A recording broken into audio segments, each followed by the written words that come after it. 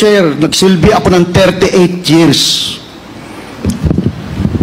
laban sa insurgency, anti-terrorism, kidnapping, at illegal drugs.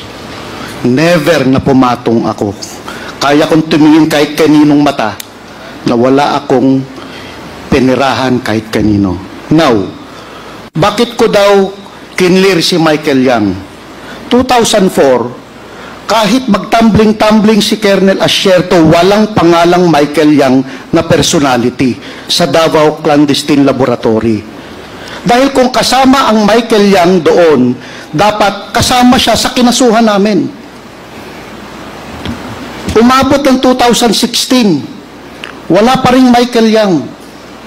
Now, tinanong ni Honorable Congresswoman Luistro, si Colonel Asierto, ano ba ang report na ibinigay mo kay General, kay Chief PNP? Ang sabi niya, si Michael Yang ay kasama ni Alan Lim at Johnson Chua. Johnson Chua is a personality. Kasama po siya sa kaso.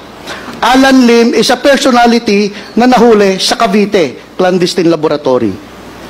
Just because kasama mo yung Alan Lim and Johnson Chua na wala ka pang pinapasok na ebidensya na related sila, ipapasok mo na agad ang pangalang Michael Yang.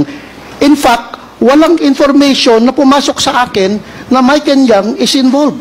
Point of order, Mr. Chair.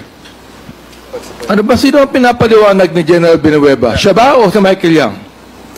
Sino ba pinapaliwanag mo? Sarili mo? Sarili ko, Mr. Chair. Paliwanag mo yung sarili mo. Yes, sir. Ba't mapagin ka na ibang pangalan dito? No, Mr. Chair, kasi ang sinabi ko, Mr. Chair, ang sinabi ako nagsalita, hindi ako nagkasalita kanina pa. Yes, Mr. Chair. Ang sinabi kasi ni Colonel Asierto, patong ako dahil ikinlir ko si Michael Yang.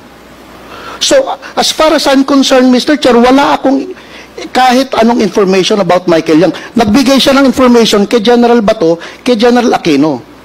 So, Alan Lim involved sa illegal drugs. But, Mr. Chair, baka pwedeng maipakita natin, kasi pinatawag kasi ako sa Malacanang noong 2021 para i-explain